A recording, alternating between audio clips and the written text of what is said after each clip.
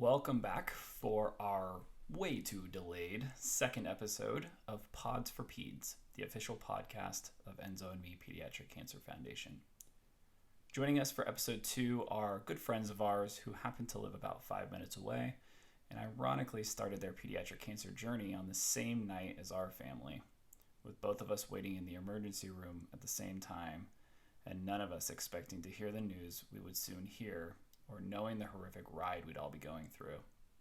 The Nemcik family are our very special guests, and we're so thankful for their time and apologize profusely for the delay in this episode's release. We hope you enjoy episode 2 of Pods for Peds as we sit with Vanessa and Brandon, and with a special guest appearance from the superhero himself, Brody, and his super supportive sister, Maddie, to discuss the tumultuous and terrifying journey parents face while navigating diagnosis, treatment, and post-treatment life of their pediatric cancer superhero.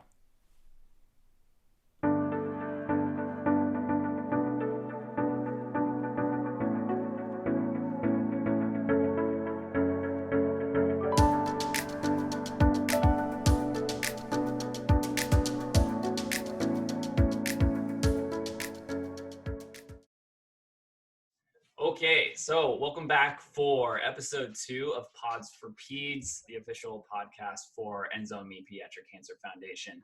Today, we are very blessed to have another pediatric cancer family with us, another pediatric cancer superhero, the Nemcik family. Thank you for joining us. We really appreciate it.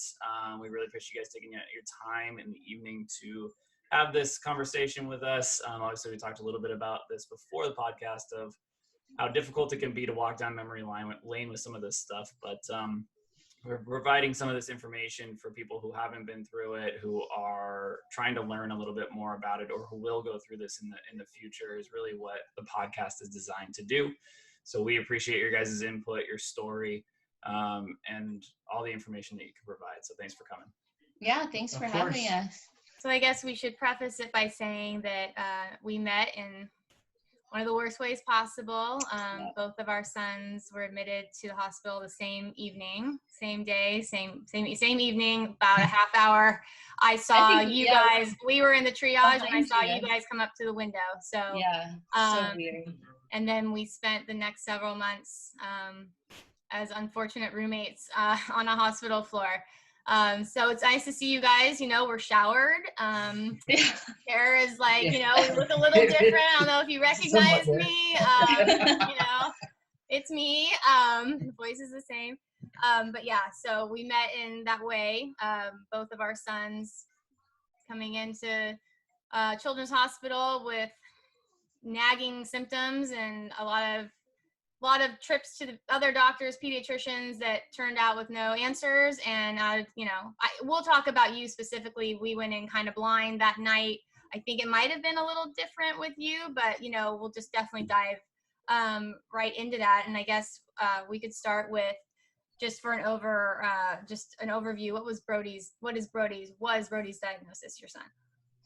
So he was diagnosed with diffuse B-cell lymphoma. He was a stage 4 based on just how many locations it was, and he did have it in his bone marrow as well. So that bumped him from a 3 to a 4. Right, because with lymphoma, the staging is a little different than with other cancers, as we learned at Enzo. So Enzo has the same, basically very similar diagnosis. Burkitt lymphoma, stage 3, was not in the marrow, but both non-Hodgkin's and same cells affected. So I guess we'll just jump in. So what were Brody's symptoms, leading up to that August day? What and how long? So looking back now, I kind of traced it as far back as June. He started getting just random fevers and not feeling well at preschool. They would call me like once a week just saying Brody's really tired. He's like taking a nap in the corner. He doesn't feel good. We'd pick him up a lot. I just thought it was night sweats. He had night sweats. Yeah, he was getting night sweats. Then he started having an issue with. He had a problem going to the bathroom. and they just kept telling us he was constipated, and just kind of kept brushing it off. When I took him to the doctor because he had a hard time peeing one day. He had to pee. He was going like probably 5-6 times an hour. So they said it was soap that irritated him, but looking back now, it was definitely because his kidneys were so taken over by tumors. Mm-hmm. And were all of these things happening around the same time? Like he was getting the night sweats, he was having issues with and stuffy nose. Okay. It was his nose. He was running a lot, and we kept wondering, like, well, he doesn't like have a cold, but it's a lot of clear, just a runny nose, like all the time, and it was kind of just, it was all fishy, Yeah. And then he got a real swollen belly, like he almost looked like emaciated, like it didn't match the rest. Not like a chubby belly, but just like just real bloated, like distended. Yeah. Thank you. Yeah. And then he, near the end, the last 2 weeks, he was complaining of stomach pain at night, really bad. He would wake up and cry all night that his stomach hurt. And we come to find out he had such severe pancreatitis from the blockage from the tumors. Wow. Mm-hmm. So, yeah. All right. In all the chaos of being there all those months, I don't think we never, you don't have a chance to just sit down and talk about it. So yeah, I'm learning things right now. So you said he was tired. So when was the first time you took him to the pediatrician? June. I took him with the fevers multiple times. And runny nose too. And the nose. And then for the peeing thing, we brought him in. Took him to the ER for the constipation and stomach pain, and they brushed it off. Her mom even asked one of the people there, and they're like, "Oh no, that's not possible. He's just plugged up. More Miralax, more Miralax." Yeah, they had us giving him enemas. It was insane. Just so much, just for the constipation, and he'd be on the toilet just crying. Did they do any sort of imaging at the ER at all? No, they did X-rays. Oh, I'm sorry. They did X-rays, and you could see that he was all blocked up, but he was all blocked up because the tumors were blocking him from being able to process. One of the tumors was laying on his bile duct, if I'm saying that right, and it caused his digestion system to shut down, and then that was what led to the constipation, and then the jaundice. He had severe pancreatitis. And then after multiple visits and, demands, I met with her after work, and we went and talked to the doctor. And then that night we had to rush him to the hospital.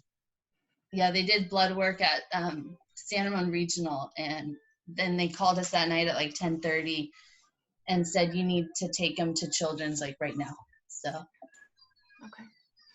But at that point, we just thought it was a GI thing. Mm-hmm. There was no, there was nothing in terms of like cancer at that point. Nobody had mentioned anything like that. It was just, we thought maybe it was his gallbladder or something, but. No, it's worth mentioning Brody was 4, correct? Yeah. When he was diagnosed, and was a typically healthy child leading up. Yeah. So all of these things were brand new, and doctor, and how long had you been with your pediatrician? We will not name names on here. He was born. Okay. He was, his assigned pediatrician from birth. Yeah. So you have a child for 4 years that has never had not any one of these symptoms, let alone all at the same time. Right. And you keep getting brushed off. Yep. And they made a GI appointment, but it was like a month out. Yeah. So I was like, we can't wait any longer. Yeah, like something is wrong, right, and we need to know what's wrong. And when they did the imaging, so they just imaged his intestines, so there was nothing. They just did his bowels, and it was just the X-ray, and I looked at it too, and I think since he was so backed up, and I don't know if you would even have seen the tumors, but there was they couldn't see anything. They didn't. Yeah, nothing raised any flags to them. Yeah. It wasn't until we went to Children's that. With the MRIs and the CT scans. Yeah. Okay. But the blood work, so then you had blood work though, and because of the bone marrow involvement, I'm guessing the blood work was off? So the blood work came back off that night that we had, because of his liver functions and other things. I'm sorry, I jumped ahead. But that night after the ER visit, that's when we got the call, because we had stool test, right? Didn't they check his stool? I think At so. Children's. At Children's, but anyhow, they had done all the tests at the ER here, and like 2 hours later, 3 hours later, we had gotten that call, and then that's when we went to Children's. And then they did some more tests, and then I think the next day they did the MRI, if I'm not mistaken. Yeah, we were there for like 2 nights before they got the MRI going. And they were treating him as a GI case. At Children's? Yeah, initially. Oh. Until they did the MRI. But I think that they put us on the 5th floor right away. So I don't think that they wanted to really go down that road with us yet, but they might have had some, suspicion or But whatever. it's also the surgical floor. They kept telling us we were one of the surgical patients, but I do remember the second the doors opened and I saw the oncology, and I remember saying to him, something's not right. Yeah. This is not just going to be a quick, like, one night, have a procedure, get out of here. Like, something's not. I think it's one of the most frustrating things that we've seen, and obviously one of the reasons that we've had the mission we have of kind of the awareness aspect is, every single family that we talk to has a similar story, every single one. And, we thought we were this unique case where our pediatrician is ignoring the things that we're telling him. We're telling him our son was totally normal and healthy and not showing these symptoms before, and it doesn't make sense. It's not him. We're just saying, this isn't our son. And they're just brushing it off. And, even for us, like, Enzo's symptoms were fairly weird. He had the stuffiness. It could have been explained by swollen adenoids, tonsils eventually. But the sinus infection was kind of weird, but it was all fairly much one symptom outside of the weight loss for him. But for you guys to have so many different symptoms coming about and still have that. And if you Googled it, check marked lymphoma. That's the hardest thing is looking back, because right away, the first thing you do, you get on that phone and you start going on the internet and Google. Yeah, exactly. And then I started connecting, and I'm like, oh my gosh, like, how have we not been here earlier? Like, why is it just now? I don't know. That was for me the hardest thing. Of course, and I think it's natural. To go back, and hindsight's 20/20, right? Yeah, always. I mean, it's. But always... but as a parent, your child. And you would think, like I said earlier, for the pediatrician who has known him his whole life, if he's always been pretty healthy, now all of a sudden all these things are happening at once. Why, there's frustration with, you shouldn't be reading x-rays. You're not a doctor. They should be, it was the same thing for me. I should have taken him in earlier. I should have done this. I did take him. I kept taking him. And the thing is that you don't want anything to be wrong with your child. Right. So the minute they're like, it's this benign thing, you're like, okay, great. Oh, yeah. God. No, okay, great. I think so, and for a lot of the doctors and everything, I think they don't want anything to be wrong with your child either. Right. And I understand that, and I appreciate that. But at the same time, like, even that first appointment that I took him to by myself when he was having trouble peeing, and the doctor, he was a seasoned doctor, that saw him, and everything was cool, and his explanation made sense, but then always looking back, I you start blaming yourself, like, no, I should have pushed a little harder, because that was totally out of the ordinary for him. Right. And I think, but you're not the doctor again. Right, exactly. Yeah, no, I know, and that's why you really have to advocate. And you got to remember, coming from, because I had that same feeling, I'm in healthcare. I screen people for cancer all day long, every single day. And Enzo showed red flags, and I brought it up with the doctor, and he dismissed it, and I let it get dismissed. And so no matter who you are, no matter what you do, you want your kid to be healthy. You want that. You want to hear that it's okay, and you are willing to take it. And it's unfortunate, but it just is parenting. And it's not our job as parents to be able to say, this doesn't add up. When you're combining that together, it's not this diagnosis. It's got to be this diagnosis. Run this test. That's not our job.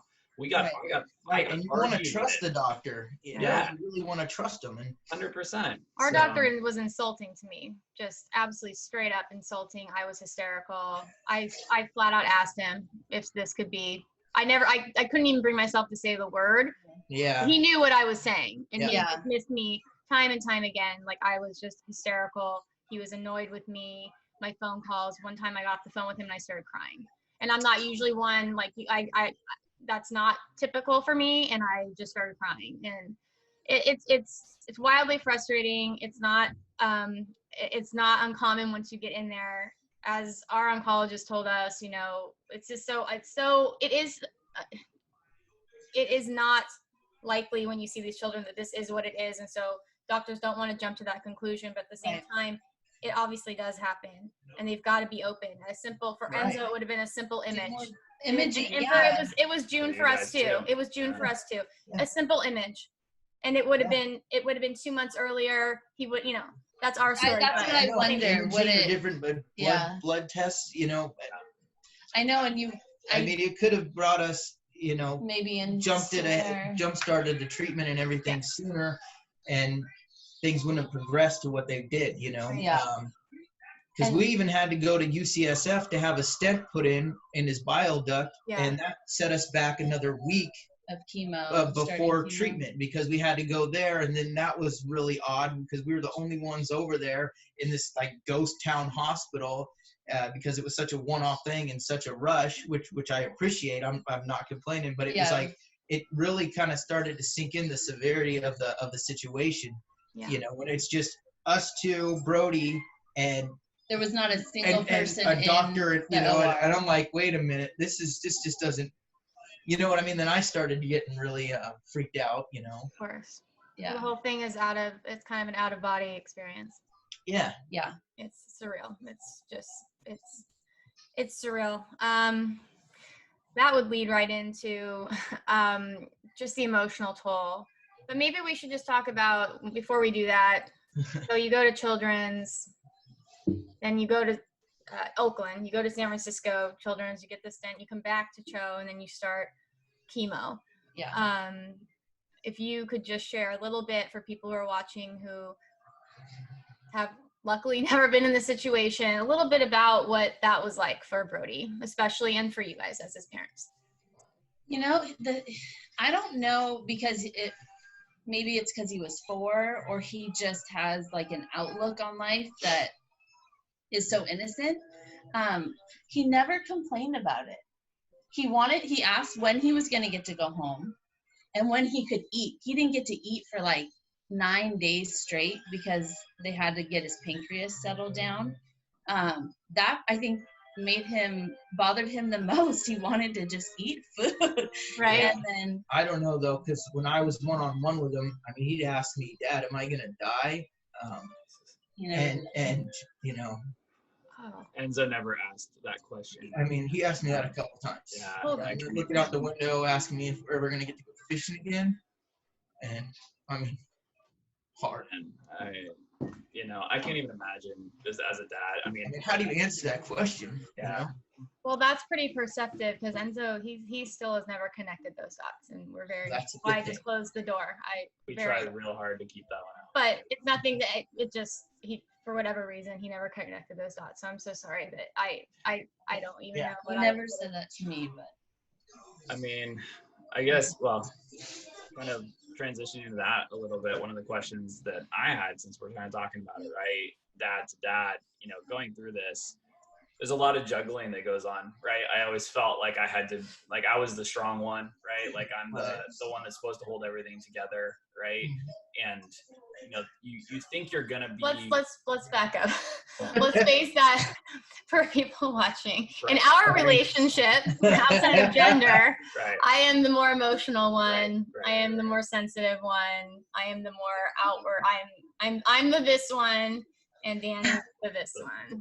So that's good. It's a good balance. Yeah. So continue. So you think you're gonna be like that in a situation like this, right? And obviously, when you're a parent, I think you go through that process of going in your head, if something was to happen, how would I respond to that? Right. Unfortunately, sometimes you find out, and for me, the minute I heard the diagnosis, I started crying, right? Like, I couldn't absolutely. control myself. I couldn't get words out. I had no idea what to say. I couldn't talk. And I was in shock and didn't say anything, did not cry, did not do anything for at least 15 to 20 minutes. Right. Like I was You're just numb and I remember sitting in the little room like shaking. Just like, what do you do? Yeah. Well, then after the 20 minutes, then I haven't stopped crying for a year. You know, but yeah. And I just push it down to Ethan. Pretend it doesn't exist. Now we're back to our normal. Exactly. We're back to our normal dynamic. Short-lived, but yeah. But as a dad, you know, my question for you is, how did you balance that? How did you balance what you were dealing with emotionally with Brody, and then also trying to support, you know, the rest of your family? Because that's so hard. You have you guys have a daughter. You have a daughter. Who was 8 years old at the time.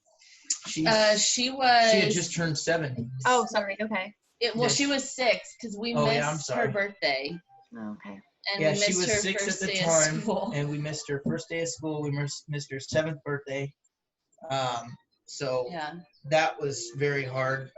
Luckily, our parents stepped in and had a birthday party for her here at the house, even though we were at the hospital, to try and make it somewhat normal for her. Yeah. I just remember, you know, whenever I was in front of Brody, I would always try and make him laugh, do whatever I could to just, you know, keep attention elsewhere. And, you know, just talk about, oh, hey, when we're done with all this stuff, we'll be fishing in no time. We'll be, you know, riding dirt bikes, whatever you want to do, man, you know. But then behind closed doors, that's when I had my time to really just take it all in. Well, and then Brandon had to go back to work after 2 weeks. That was my other question. I was very, very fortunate to, you know, I worked for UCSF. And so for me, my company was extremely good about saying, take the time you need. And luckily, financially, we were able to do it. And I know that there's not a lot of families that can do that, where both parents can be there. You guys are juggling. And we have one child. And we have one child. You guys have to take care of another child and go to work. I mean, can you talk a little bit about what that was like on a day-to-day basis? It was really hard. You know, at work, sometimes I would just need to go be in a quiet place for a little bit. Luckily, everybody knew what was going on. I was very open about it. You know, so I would just take time sometimes at work and just, you know, go do little projects or whatever by myself, and just kind of decompress and try and, you know, digest everything, or what process, however you want to put it. But it was a struggle for sure.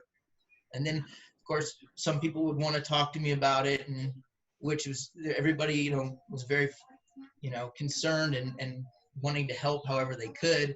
And then sometimes I just couldn't even really talk about it, and I'd have to just walk away, and not rude, but just, you know, like, I gotta go. I'm sorry. Just tapping out. You know, and it was, it was really, really hard. I think it's probably the hardest thing I've done. How was the experience of not being able to be at the hospital every day? That was really, really hard. You know, so I'd leave work, jump on my motorcycle, and head straight out there and hang out as late as I could, and then come home and then get up and take care of the animals, and then go to work. And, you know, and I'd ask during the day, what does Brody want me to bring him? Does he want chicken nuggets? What kind of food, you know? Yeah, because the steroids. Yeah, because he was on, I remember hearing Brody. He was next to us when we first got there. Oh, yeah. We heard Brody. That was our first. Steroids for sure. Yeah. He didn't. I don't think he cried ever. He got raged. Just so angry from being there. He would get so mad. Part of treatment that people might not understand is a high level of prednisone. To shrink the tumors kind of when you first start in the process. Or was it just at the beginning? It's kind of, it can get. It was there'd be like a week on, couple weeks off. They kind of like try and mess with the cancer. Yeah, how they described it. Throw it off. Staggering it. Throw a curveball, throw a fastball. Yeah, change it up. So as a steroid does, it makes you angry. It makes you hungry, and then on top of it, these poor kids have to have procedures done where they're not able to eat. Yeah. And so they're dealing with these things, and then they can't eat, and they are both of our sons were 4, and they don't understand. It would be hard when you do understand, and you really do have a better understanding of the big picture of what's going on. But when they don't understand, that was one of the hardest for Enzo as well. That was, I think, when he would get the most upset Because yes, 4-year-olds are amazing creatures. And if it's the innocence, if it's just a strength that we somehow lose as we get older, or whatever it is, when you're around those kids in this situation, it is absolutely inspiring how strong they are and how they don't complain. And I mean, yes, maybe if they're hungry and they're on major high level of prednisone and their body is going crazy, but in a normal outside of the prednisone, they just don't complain. Who wouldn't want dino nuggets when they're on high doses? I know. 1 a.m, I'm in like the little kitchenette heating up his nuggets, and then the nurse. That's where I saw you most of the time. That is where we would cross. Yep. On the hospital floor. Yeah, when we came in that night, they gave us, or the next day, they gave us the tour, because you're living there for weeks at a time. And because I think maybe, I don't know if, with adult cancers, usually chemo is outpatient, right? When you think of chemo, you go in and you get your infusion and then you go home. Well, with kids, it's, hey, there he is. That's all right. That's the man of the hour. Hey, Brody, what you got there? Is that a head scratcher? It is, yeah. You know, the one is that the memory eraser that we were talking about? That looks like it feels good. Oh. He likes to go through drawers in the house, and then he finds stuff, and everything is, can I keep this? Can I have this? Yeah. I'm like, this sure. If it makes you happy, then go for it. Totally, right? Yeah. Anyways, you end up living there, and so there's a little kitchen and there's a little waiting area, but then everything else is just a room, so you end up passing by the other families in the hallways and such, and that's how we got to know each other. Shits in the night. Yeah, kind of. Yeah, kind of. So how did your daughter deal with this? Because I think that's something we didn't deal with, and I think she still has some, like, I mean, I don't know if PTSD, maybe. I was diagnosed with PTSD from all this, and I feel like she has symptoms of it where, since we had to leave literally in the middle of the night, she was asleep and woke up and we were gone. Obviously, grandma was here, so she was never left by herself, but she doesn't realize that, so she would be afraid. She wouldn't sleep by herself. She wouldn't sleep in her room. She was afraid to be left alone, to the point where if I was like pumping gas, she was afraid to be in the car by herself while I'm standing right next to that. And she still is like that. If Brody's in the car with her, she's okay, but you have to roll the window down so she can literally you can like touch her. She was always a little nervous, kind of like before all this, but this really drove that home. Luckily, we had neighbors that would walk to school with her, and with our parents, whoever was taking her to school, and then the other kids, and everybody just kind of would, it's okay, no big deal, she'd get real stressed out. She cried every single day at drop off. It took her the entire school year to not cry 15 times to earn horseback riding lessons. That was our goal, was to not cry at drop off, and it took months and months. Because people don't think about that, I think and that's something that, again, we didn't deal with, but I was kind of aware with watching you and some of the other families that either had kids at home, families that didn't live nearby. We were lucky that we lived within a reasonable driving distance from the hospital. Yeah. But families that were further away, that there were other kids and juggling the kids, and how the other siblings, how they were dealing with it emotionally, because the whole situation is completely out of, I think, anyone's comprehension, and on children, and then for the child that isn't there going through it, you feel happy. I mean, I'm good for her, but she's also suffering in a different way. When she would come to the hospital and visit, it'd be extra hard. And then when it was time for her to leave with whoever, or if I wasn't going home with her, or if she wasn't going home with her, it would, every time it would be a big cry fest, and then Brody would have a hard time, and it was just, it wasn't that at that point it was like we didn't not want her to come to visit her brother, but it was like it was so hard. It was a total. There's no good option. Exactly. Right? There's no good answer. There's no good option. It's just everything's bad. It's contrasting bad situations. You just have to figure out what the best worst situation. Exactly. Yeah. And the lesser of the two evils, I guess. Leave her at home or let her. Well, and So she there was would a couple good times, you know, that where they'd play they'd and play and then leave okay. But it would like, okay, when it's time to go, no big. You really have to massage the situation. Yeah. I mean, obviously, but. Like, and I think she got jealous, which is weird, but just from all the all the attention that he was Brody. getting and the toys. And Yeah. she would always remind us that Brody's cancer is hard on her too. And it And is. so we had to remember, like, it's not just about him. Like, obviously his health at that time was our number one, but her mental health was hurting too. So we had to try and we got her help at school. There was counseling and talk to her. and she had like a therapist that she worked with. So. Did they address that at all at Oakland? I mean, obviously their job is to make Brody better. That's what they do. But was there any support otherwise for her? They I'm sure if I had requested it, but the school here at Walt Disney, and I know at like all the schools in this district, they have really good resources. So the teachers would reach out and like kind of give me updates on her, and then I inquired about the Rainbow Room, and then they had an on-site counselor too. So we got her in that program pretty much right away since school was just starting. She was starting first grade. It was the first day of school, right? That we are the night before the first day of school that we before. all showed up. Yeah, it was. Yeah. So the timing, not that there's ever good timing, but we missed a lot of big milestones for her, and I think that just added to it. Yeah. Absolutely. I mean, it's sibling issues with siblings. I'm an only child as well, but I can only imagine like there's sibling just issues that are normal, and then you put this situation on top, and it's just completely out of control. Where everybody's reeling and nobody. I mean, it's just, and you can't prepare. There's no like, okay, this is what's gonna happen. You guys have a month to prepare to get all your affairs in order and figure everything out, and then we'll go ahead and we'll start this process. It's just that way, especially with the lack of the early intervention by at that point it was life or death for him with his pancreatitis getting so bad. If we had waited another day or two, I don't know if he would have made it, and it not because of the cancer but because of the secondary. Enzo was the same.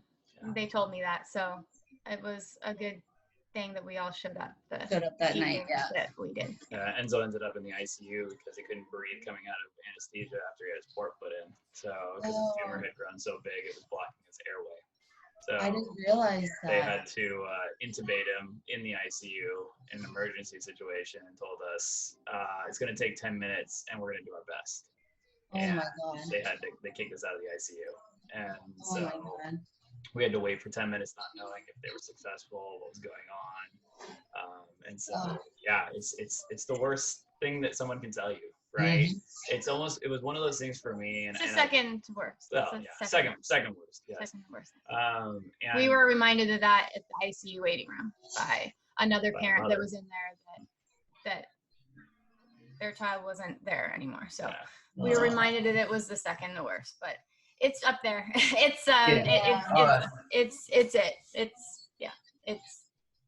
it. And I struggle with that. Obviously, kind of talking about the emotional component of it, the emotional toll that it takes on you guys and on Brody, right? And their daughter. And on your daughter, 100%. And I talked about that with the school stuff. I know that I have flashbacks constantly, right? I'll be in the shower and I'll start thinking about things that happened or things that were said or situations along the way over the last year. Have you guys had those situations where, you're sitting there and all of a sudden you think about the fact that someone told you if you had waited another day, it would have been a different outcome, or, the thing about the pediatrician saying things that you didn't believe, we talked about kind of the guilt there, but what about those things that came up along the process during chemo, during treatment? How often do you guys flash back on that stuff, and how do you manage that? I don't know. I flash back on it quite a bit. I don't know more or less than her, but I don't know. It's weird. I just try to always stay so positive and just keep telling myself where he is now and where he was. And then like when I have a flashback or whatever, and I try to put a positive spin on it. Like when he was so sick out front playing tetherball or whatever, and I'm like, well, look at him now, So just like I said, keep moving forward and try to keep my head down and just remember the good, where we are. Yeah. But don't forget, it's good that you are reminded, so where you've been, you know what I mean, and what you've been through, and can appreciate it a little bit more. Yeah. I don't know if I'm saying that right, but for me, that's kind of how I process it. And, sometimes I'm laying there and I'm like, I get so mad, like, why did we even have to get to that point, and just really angry. But then I just say, well, look where we are. It's all good now. So that's all I can do at this point. You can't change the past, but the future's still scary, and exactly. That's where that's another thing too. The nights are the hardest for me because I was with him every night that I've always been like, I don't know, typical mom, like the kids come to mommy, they don't wake up daddy. And I was with him when he was having the stomach aches and not being able to go to the bathroom and sweaty. And I sometimes have like panic attacks at night, and I just go in there and I just stick my hand up the back of his shirt to make sure I don't feel night sweats. And the first thing in the morning when he comes in, it's constant like, how you feeling, buddy? And I always check him. And before he goes to bed, it's like forehead, back, you neck. Feel good? Does your tummy hurt? Did you poop today? Yeah. And he's like, why do you keep asking me this? And I'm like, I just need I to love know you. that you're good. And I, not to be weird about it or anything, but that was such a struggle with him going to the bathroom. So like now when he yells down the hall, I went, and he, it's like that party. instant I mean, I know that's weird. Yeah, it is totally. We get excited. But it's like, okay, everything's working and everything's doing what it's supposed to. Yeah, it's not weird. That's how it all started, And I just remember him like shaking, trying so hard to go, and he couldn't. And then like, oh, we need some more Miralax. That's what the doctor says, And it's like, man, it makes me so mad right now. But anyhow, your Miralax was our Flonase, so I hear you. Yeah, we came home after, because when we came in, I don't know about you guys, but probably similar. We went in that night. I was trying to confirm it was. I knew something was wrong, but I was hoping to confirm that it was in fact a sinus infection, like everyone had been telling us. Yeah. And we didn't go home for 2.5 weeks. I never set foot in my house for 2.5 weeks later. When the first day we walked in, and there was all the Flonase and all the neti pots and the stuff. And I mean, I'm pretty sure I just started crying, and I think he took it and just threw it. I came home. I would have done that with the Miralax, but we had to hang on to it because of the dang steroids. I know. Oh, no. Because he had to, because then they actually became something he did need. Oh, yeah, he keeps staring at it like we do with the Flonase now, because Enzo has allergies. Yeah. But at the end of when he was done with medicine, he did ask to throw it away. He wanted to throw away the leftover prednisone. Just like a few other. He was on high blood pressure medicine from the chemo it was causing his, so he wanted to just throw it away, and I was like, just chuck it, buddy. Yeah. Just if you want to dump it first, you want to just throw it, whatever you want to do. As hard as you can, But, Can we because of part of our mission of just finding better treatments, safer treatments, can you guys just kind of talk about again the chemo, what he went through with the drugs that were given him, that thank God they exist. I mean, because they saved both of our sons and lots of kids, but the hope for them to be better. So what the effects were on him. Well, similar to you guys, and I have to thank you for sharing with me that miracle drug from the mucositis. If it weren't for you, I don't think we would have ever known about the palifermin. And palifermin is a miracle, man. It's a miracle drug. And so maybe we should explain to people that are watching this that are lucky enough not to know what we're talking about. What mucositis is and what palifermin is. That was another really, really hard time for me, watching my son pull his hair out, coughing up. They said he was one of the most severe cases of mucositis that they had seen. And then, they put him on the pain control, well, we come to find out that he's also allergic to the morphine. It caused a severe like itchy reaction, which made him even more raged. And he one day was grabbing my arm and like scratching me, saying that you did this to me and I hate you, mommy. And that was probably the hardest day, other than, you know, getting the diagnosis. That was the There was a lot of worst. hard days. Yeah. But that, I remember looking at the nurse just crying, saying like, I don't know what to do for him. And she said, all you can do is just be here for him, because he will get through this. But at the time you're wondering, like, when we were on like day 10, and I was like, is this gonna ever? Of mucositis? Yeah. So mucositis, who wants to describe to people what mucositis technically is? Okay, because So mucositis is a side effect of a couple of the chemo medications that causes... And chemo is a cocktail, just again, for anyone who doesn't, I mean, it's not just like one drug. There's all sorts of drugs. Everyone is kind of given their specific cocktail with the amounts, the time, how fast it's infused, for how long. Yeah. There's all sorts of different ways. And one of the main ones is doxorubicin, and I believe Brody was on doxorubicin, correct? He was on and then the high dose methotrexate. They said like, Methotrexate. Those are the two Yeah. that were That's really the bad. one.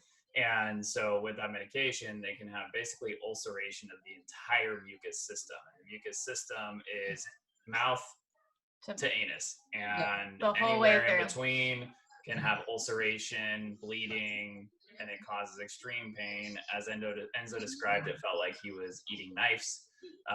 And so horrible pain, horrible irritation, very hard to manage. And yeah, so a lot of bad side effects from it. Palifermin is a medication that we had learned about that is often given to patients that go through mucositis to help counteract the effects. But am I correct in saying that it was a new thing? It wasn't new, but it was not used commonly in kids. That's what I mean. So maybe, Yeah. so I think that's why it wasn't, I don't know why, I don't know, even remember, because everything is Insurance. Your own It's insurance. really didn't pay for it. expensive. I think that's what it had yeah. to do with. And you had to prove that you needed. Yes, you had to prove you needed they'll it. give it to Before you. they'll give it. That's Right. right. That was Yeah. the best Actually one. get mucositis. They would make the kids go through the torture to prove, even though every doctor knew that it was coming, insurance company would make the kids go through the torture just to prove that they in fact needed it. Yeah. That was a real rub. That was Infuriating. yes, it was disgusting. Yeah. Luckily, once the palifermin was given, I forget now. They would do it before the 2 days before. Yes. Right. Yeah. Because then there was also the 2 one days after. Was that the same one? There was another one. Yeah, That would boost their The white white blood cell. Yeah. Okay. So for us, they did the palifermin. There's so much, At yeah. first, they did it before and after, and then they had found a study that had said, "Oh, you don't actually have to give it both. You can just give it before. That's you don't right, have the to give full it dose. after as well." And then one big dose. We didn't have to come back multiple times. Right. Yeah. And it was the easiest thing, and it gave him the week break from chemo. Yes. He could actually be home rather Right. than being Right. sick in the Yes. hospital. Yes. Yeah, it was amazing. Well, I'm glad it worked out well for Brody as well. Yeah, that It was that a huge. miracle. That was my first Twitter rant ever, calling out every insurance company. Yeah. They need, Come see my son right now. So Yeah. come on by. Yeah. and if they really do want to break it down like to a money thing, it's cheaper to give them a $10,000 drug than have 10 days in the hospital. Inpatient, Like Yeah, when you look 80,000 at it. versus 10. supportive care staff, the whole. You're right. The whole. Yeah. That was. But the kids and their pain is the main That one. was But if they really- want to be, bullies and just look at it from a monetary standpoint, it Right. doesn't make any sense. No, it's Nice job, Vanessa. Way to break that Yeah. down to the money aspect, because that's what they understand. right? That's what it is. Yeah, they're just looking at it. So. Yeah. All right. So chemo. So mucositis would be a major issue. What else did Brody? They The whole told us when they process. started the chemo, they were gonna watch him really closely, and I just lost the name of it.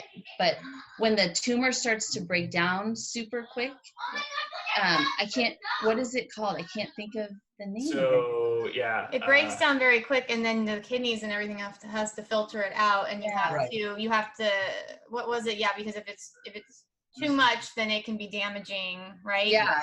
To the kidneys, because it's literally the chemo breaks it down. There's like a byproduct, whatever. Yeah, everything they're peeing out is full of it's the cancer, the tumors, and all the chemo, and so I remember that first night, I didn't sleep. I constantly just kept checking him, and they kept coming in, and I was like, this is very serious. And so once you kind of get over that first hump, and they see how your child's reacting to the chemo, and thank God Brody handled it well, and all things considered, it was effective.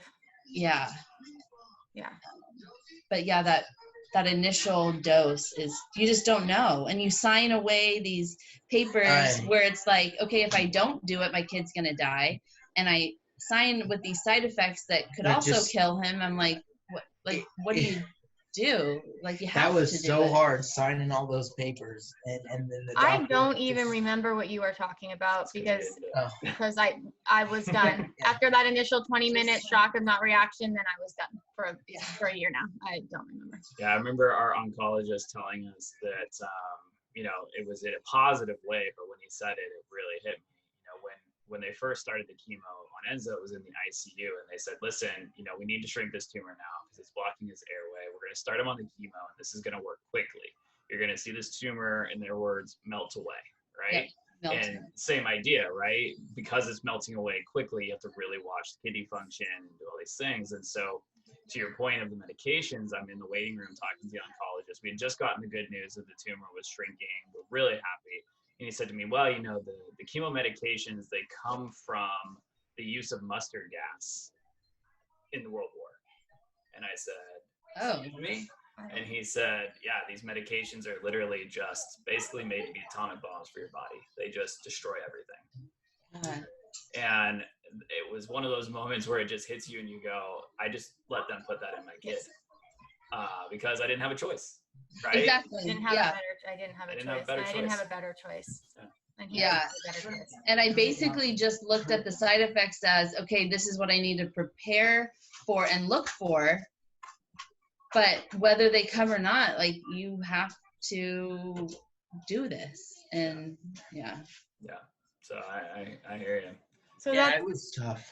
That's the thing. So and I don't know about Brody, but just even since treatment's been over, I mean, Enzo has weird skin issues, and he's had to go on like probiotics because of his GI function. Like, was kind of like, meaning like, it tore everything up. I mean, literally, chemo goes in there, and it's like you said, setting off an atomic bomb, and it goes off after everything. Luckily, it gets rid of the bad thing, but it affects all the good stuff. And so, really trying to find a targeted, less invasive, less damaging treatments are just so important, because as we have different primary oncologists. Our two children, though they rotate in the hospital, but.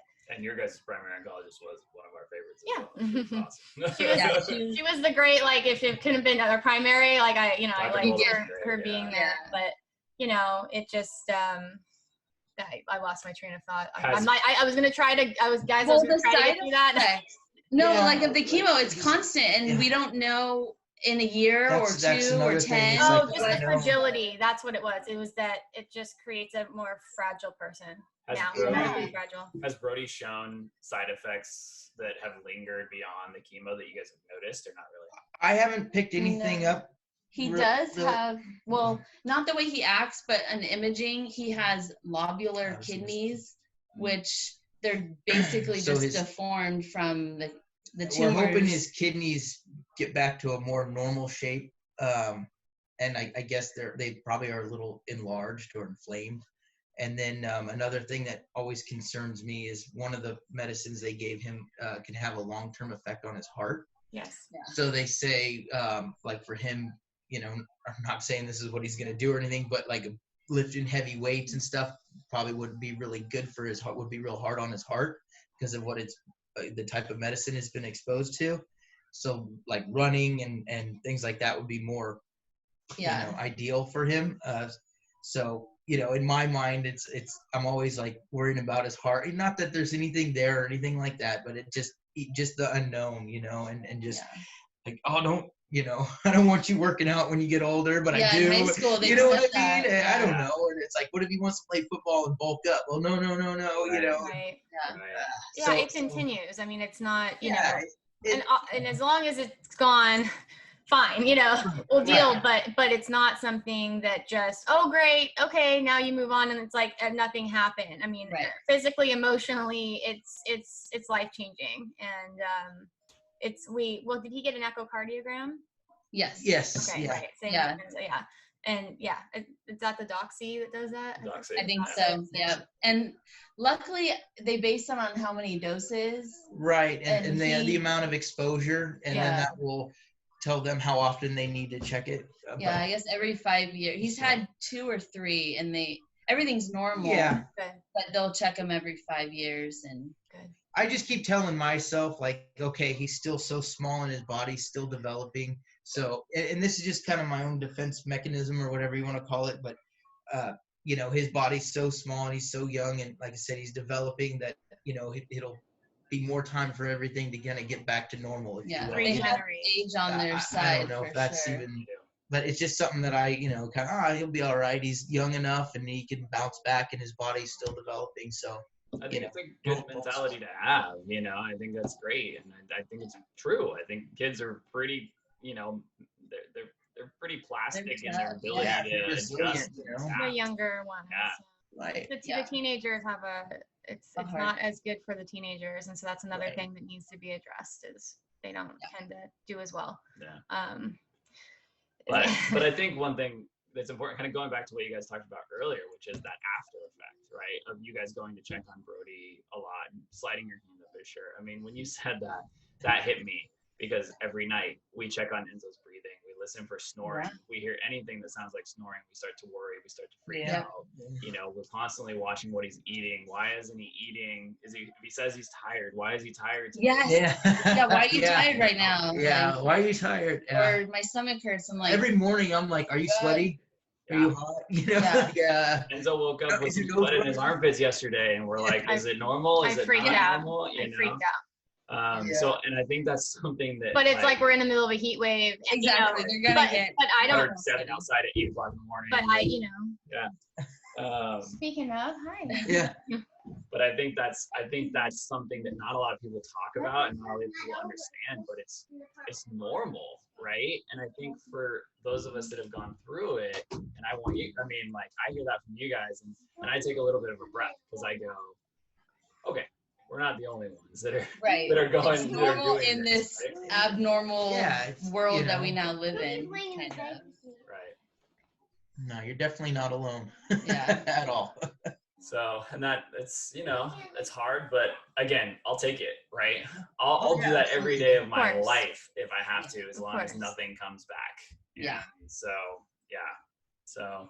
I think that's the thing too, that's people don't think about, and I certainly didn't. You think that when diagnosis, during treatment, that's the hardest time, and then once, hopefully you get good news and it's remission and yay, and I think it was our primary, I think it was Dr. Agarwal that said, this is going to be a new hard time for you. It's going to be different, but you're going to have your own whole new set of anxieties moving forward because you're not actively treating it anymore.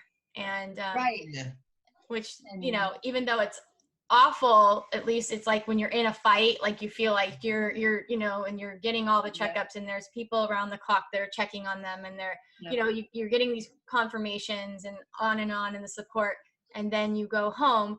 Thank God you go home, and you want to go home and you have the news you wanted, but then it's like alone. It just then the worry starts, then the whole new worry starts. So I know I'm still there, and I know I'll be there. I just know me. I'll just always be there. It's a new normal.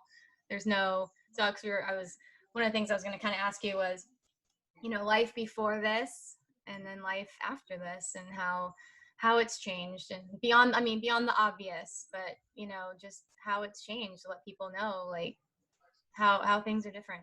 I feel like I appreciate the kids a lot more. Even like the fighting, I'm like, I'm just glad that you're here and you guys are bugging the crap out of each other. Yeah. But you're here and we're together as a family. And every day, like I know people talk about, every day's a gift. And I really try and savor at least a moment in the day to find something just to be thankful for, even just the mundane, like breakfast, school, work, trying to juggle it all. I'm like, I'm just glad that we're all here together doing such a gift, because Yeah. that wasn't how it was for several months. I mean, just being home, right? Just being able to be at your house is like such a huge privilege. And and appreciating every day, for sure. It's a nice thing to say, and I think everyone gets, you only know what you know. You only have the perspective in life of your own experiences. But once you've gone through something like this, it really has so much more meaning. Every day, and every little thing. I don't know about you, but I live like hour to hour, day to day. That's how I lived in the hospital. It was like 5 minutes at a time. Just, okay, let's get through this next dose or this next procedure or just the night. And and now I was wishing the time to go faster then. And now I want to slow it down because I just want to enjoy him being healthy. And because you just don't know what else can happen for any of us, like all of our health. There are no guarantees. Yeah. But when you're shown it this way, it's a real eye opener. I mean, it's a real, I don't know. It's like, I still will say, and I was never somebody who didn't think something like this could happen to me. I never had that mentality. I mean, maybe when I was a teenager, being dumb and invincible, but beyond that, I've never thought like, it could never happen to me. Oh no, I've always been the opposite, and then it does, and I still just stop. You kind of wonder. I just can't believe it. I still can't believe.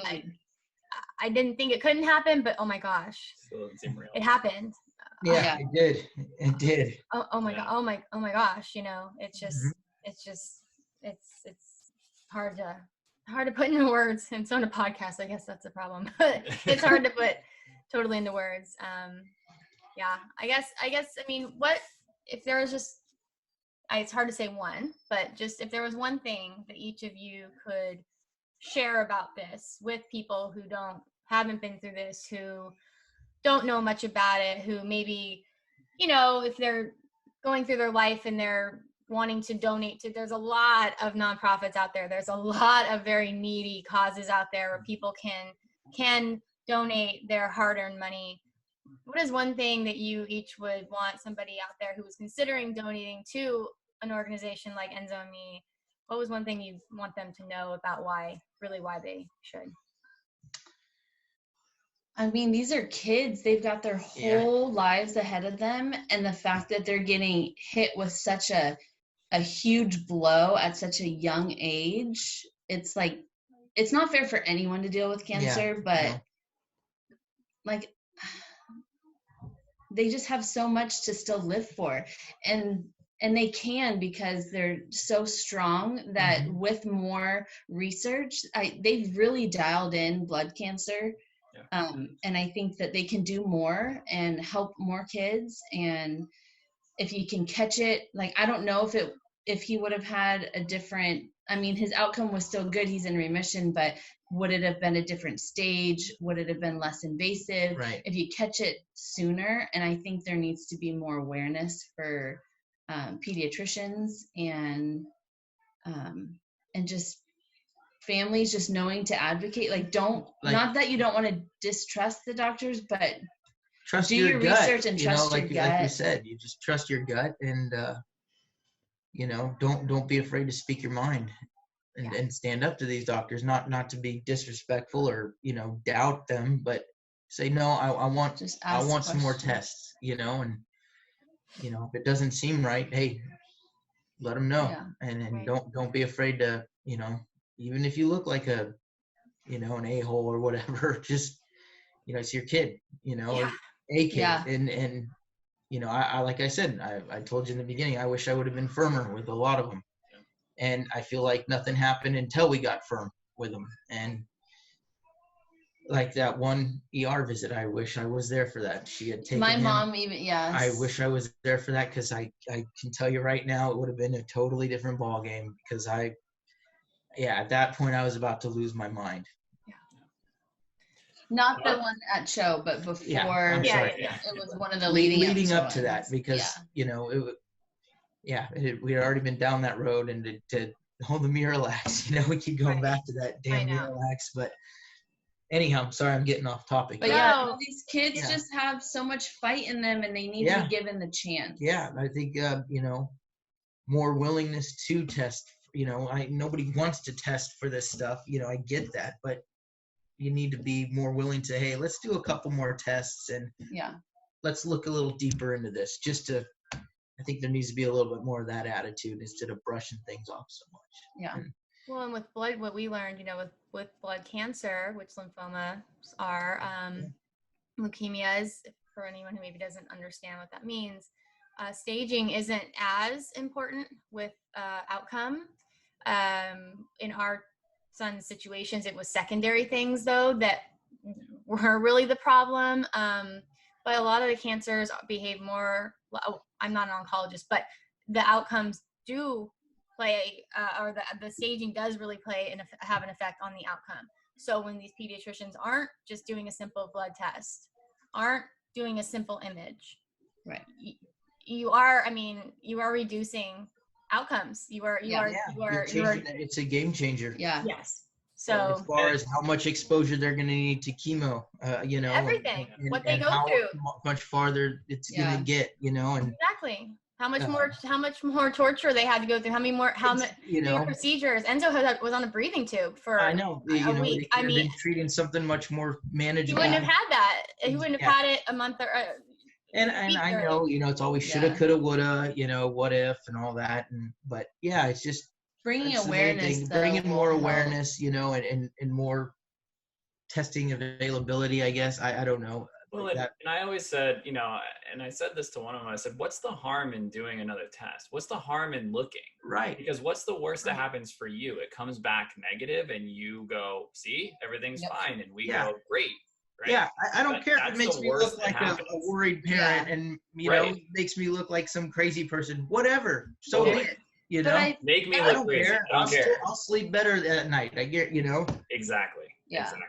And I feel like with adults, they're much more willing, and this might be oversharing, but I now have a total fear that I'm going to get cancer. So any little off thing, I go to the doctor now, and I just went last week and I was like, what if I have ovarian cancer? I just want to get checked. And she said, let's do an ultrasound. If it gives you peace of mind, we'll do it. And I got it and everything's totally fine. But I was like, that was so easy. Why couldn't they have done that for Brody? Yeah. Just because they just, it's rare in kids, until it happens to your kid. It's certainly not very rare anymore. And quite frankly, 43 kids a day being diagnosed with cancer in this country, when they're just little, most of they're just children. This shouldn't be happening. And 43 is too much. So I don't know who would, throwing statistics at children and number game at children is pretty sick. So, like you said, they're just starting out their lives and they deserve the best chance. And so, we just we're just trying to do our part to try to make it better for all families, for all children that, the ones that are going to face this and they don't know it yet. I wish no parent ever has to go through that. Yeah. What we've been through. I really do. From the bottom of my heart, I would never, ever, I wish we could just wipe it out and no parent would ever have to experience that, because that is just horrible. Yeah. So I know. I'd love to wipe that. Avoid that. I'd love to wipe the words pediatric cancer out completely, where they can't go together, Yeah, and I think it's one of those things where I've told a lot of people this. In med school, you learn about horses and zebras, right? And that you don't look for the zebras amongst the horses because they're rare. But I feel like with so much pediatric cancer, people pretend there are no zebras, right? It's just these things don't exist. They're fine. It's fine. He's Everything's 4. fine. He's okay. There's no issues. It's rare that kids get cancer. He's constipated. But he's got a sinus still infection. exist. They're still there. That you can't. Yeah, you can't look for them, but you also can't ignore them. Exactly. So, that's kind of the piece of our mission that is kind of raising education and awareness and trying to go to these pediatricians and say, listen, if a parent comes to you and says, I'm concerned, just do the test. Yeah. Yep. They know their kid. Exactly. Yeah. And that's what they told us at show. You know your kid better than anyone. And I wish that the pediatricians that we had seen would have had that same mindset. It's shocking. And especially again, I was never at the doctor with Enzo. I wasn't, not that I don't believe it would even matter. You still have to treat everybody with the same courtesy, but it's not like I was in there every other week. Oh, I think something's wrong. Oh, this, that, right. No, we were rare. He went in for his vaccines. He went in for like the check. We were never there. Yeah. So until the few months leading up to this, when I was there and speaking to that person much more than I ever wanted to, and being mistreated. And so that's just what we're trying to do here, is just let everybody know, get a little inside view of what really goes on and just how important it is, because these kids they're the best. Yeah. I met some of the most amazing kids on that floor. Just amazing people. And the way that they kind of come together and just befriend each other, even though they're in like the most horrible circumstance, they're still just kids. They want to go play in the playroom and play Xbox and do Play-Doh with each other, and they should be doing those things at preschool, not inside self. Yeah. They've done nothing. Not that, again, nobody deserves cancer. I don't care what you've done in your life, what choices you've made. I don't care. But children haven't even made it questionable choices. There's just, they just simply don't deserve it. Yeah. And so we just want to try to, I just feel like one day it's all going to be treatable, and it will just become something that's like, okay, it's something that happens, but it's like high blood pressure. You treat it, exactly. and it's not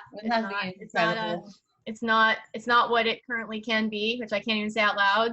You'll be fine. You just have to manage it, and that's really my hope. I'm not a scientist, I'm not a researcher, but I just want to try to help to give those people what they need to make that a reality, because that's really my hope, my dream. Well, we don't want to take too much more of your guys' time. Really, the amount of time that you guys have given us so far. But just to finish off, I really want you guys to tell us how Brody's doing now, how you guys are doing now, what you have looking forward to in the future. COVID actually lets us go into things. It finally came up. COVID. Try not to talk about it. Pretending that doesn't exist either. So how's Brody doing now? How are you guys doing now? And what are you looking forward to in the future? I want to go ahead. No, he's doing awesome. It's almost like this was just a little blip in his road, and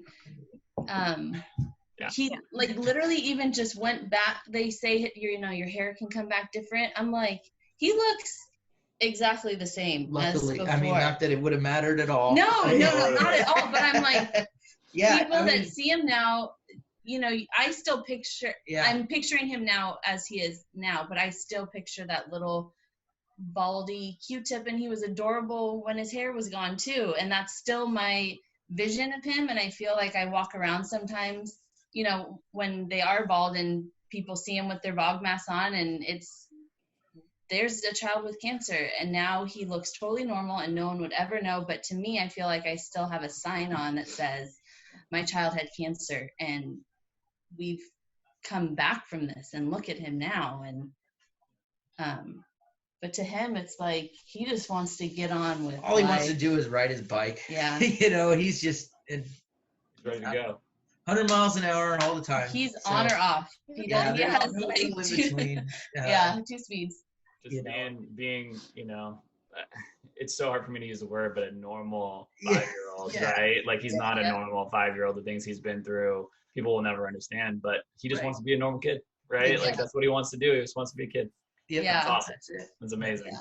100%. Yeah. Well, we're really, really happy that he's doing well. Yes. You know, listening to this conversation, I have to tell you guys, you're amazing parents. You guys have done an Thank you. You guys are too. And hearing what you guys went through and juggling everything you guys juggled, I am so impressed, and I had enough respect for you guys as it was already, and I have even more respect for you now.